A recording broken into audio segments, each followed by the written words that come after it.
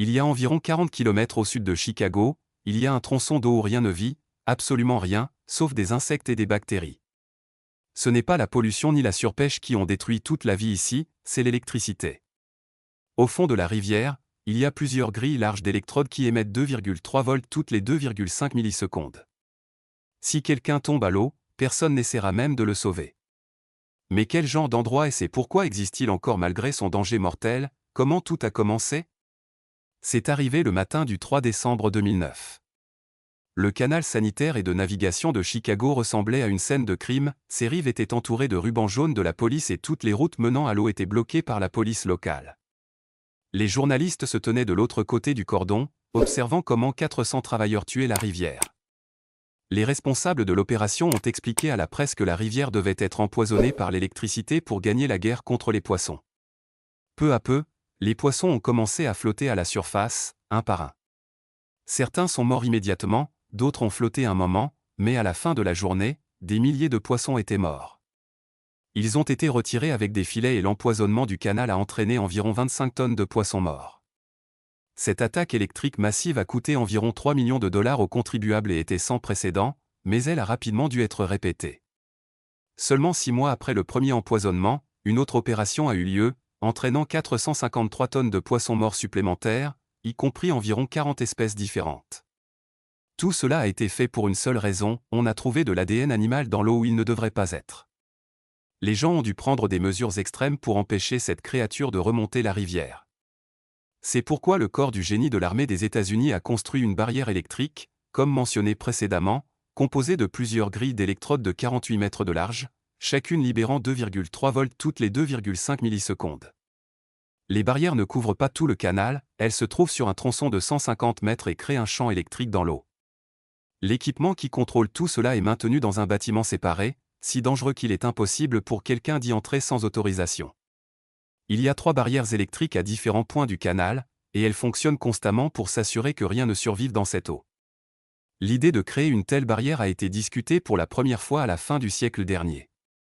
En 1996, le Congrès a autorisé le corps du génie de l'armée à développer un tel dispositif, et ils ont progressivement installé des barrières dans le canal de Chicago.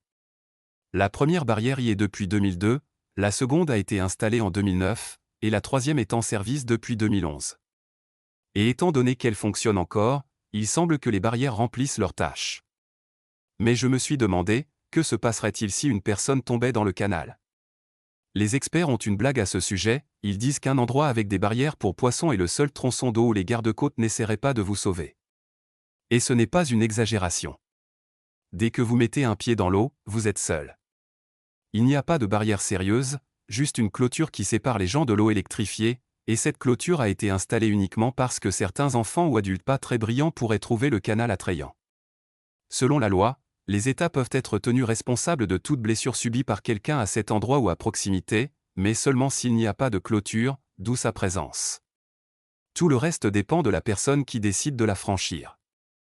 Selon le service de sécurité, si vous nagez n'importe où dans la zone de la barrière électrique, vous risquez de subir des contractions musculaires involontaires ou une fibrillation ventriculaire. En d'autres termes, dès que vous entrez dans la zone de la barrière, les impulsions électriques bloquent votre système nerveux. Inutile de dire que si vous devez nager et respirer pour survivre, ne pas pouvoir contrôler vos muscles ou maintenir un rythme cardiaque stable sera un énorme problème. Par conséquent, toute la zone est interdite non seulement aux civils, mais aussi aux gardes-côtes. Personne ne devrait entrer dans cette eau, c'est essentiellement le pire endroit pour nager. Bien que personne ne soit encore tombé dans l'eau, il ne faut pas oublier que nous parlons d'un canal navigable. Un jour, l'équipage d'une péniche, malgré les panneaux d'avertissement, a tenté de s'amarrer en utilisant un câble métallique. Le contact a provoqué une étincelle qui aurait pu faire exploser la péniche si elle avait transporté une cargaison plus inflammable. Heureusement, rien n'a pris feu et personne n'a été blessé. Mais ne pensez pas que les mesures de sécurité se limitent aux clôtures et aux panneaux d'avertissement que certaines personnes, pour une raison quelconque, ignorent. Par exemple, il existe une brochure qui dit qu'il n'y a pas de méthode sûre pour sauver quelqu'un de l'eau s'il se trouve dans une zone électrifiée. Cela signifie que si une personne ou même un objet tombe de votre bateau, les gardes-côtes des États-Unis n'essaieront pas de le sauver, et ne vous recommandent pas non plus d'essayer. Les sauveteurs ne peuvent intervenir que lorsque la personne se trouve à 140 mètres en aval, sinon, tout contact avec la personne dans l'eau pourrait mettre des vies en danger. Cela va à l'encontre de tout ce que les sauveteurs ont appris. Et pour faciliter les choses pour eux, une attention particulière est accordée à la sensibilisation du public. Et curieusement, ce qui fonctionne mieux que la menace de mort est la menace d'une amende considérable et d'un éventuel emprisonnement. Parfois, les gens peuvent être vraiment étranges. Mais la question principale que tout le monde se pose en entendant parler de ce canal électrifié est: pourquoi? De quelle guerre contre les poissons parlons-nous? Quelle est la raison derrière cela? La barrière électrique a été installée pour empêcher les poissons de nager à travers les canaux de navigation et d'assainissement vers les grands lacs. Pour ceux qui ne sont pas familiers, je vais expliquer, c'est un système de lacs d'eau douce à la frontière entre les États-Unis et le Canada, et ce sont les plus grands du monde, contenant 21% de l'eau douce de surface de la planète.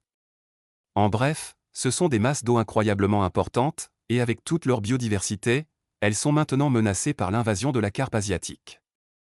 Nous en avons parlé dans des vidéos précédentes, la carpe asiatique est un poisson envahissant et incroyablement vorace. De nombreux écologistes craignent que la carpe asiatique puisse anéantir complètement l'industrie de la pêche dans les grands lacs. Cependant, l'électricité continue de tenir les envahisseurs à distance, et les lacs restent exempts de leur présence, du moins pour l'instant. Si vous craignez que des personnes soient arrivées avec leurs propres agendas et aient détruit une tonne de poissons innocents dans leur habitat naturel, il se trouve qu'en réalité, c'était un peu différent. Le canal qui a été électrifié a été construit par des humains, ce n'est pas une masse d'eau naturelle.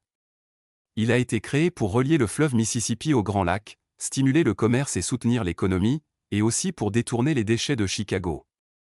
Avant la construction du canal, la ville déversait ses eaux usées et ses déchets industriels directement dans la rivière Chicago, qui coulait vers le lac Michigan, une source d'eau potable. Voyez-vous le problème ici? Eh bien, les habitants de Chicago l'ont vu. Des rapports d'actualité des années 1890 révèlent qu'environ 2000 résidents mouraient de fièvre typhoïde chaque année. Puis, lorsque le canal a été creusé, des poissons sont apparus et, bien sûr, ont commencé à l'utiliser pour se déplacer vers les grands lacs.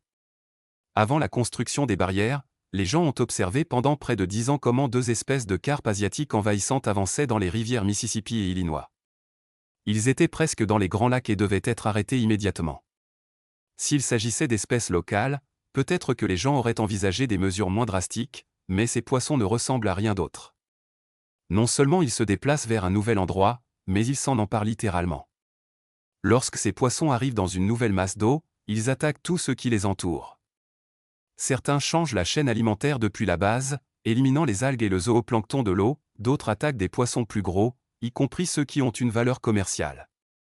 La carpe asiatique a la capacité de perturber complètement les écosystèmes, et c'est pourquoi personne ne veut qu'elle se rapproche des grands lacs.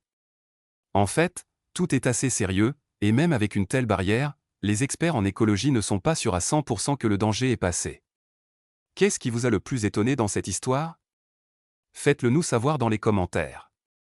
Et si vous avez aimé la vidéo, n'oubliez pas de vous abonner pour découvrir encore plus d'histoires fascinantes du monde animal.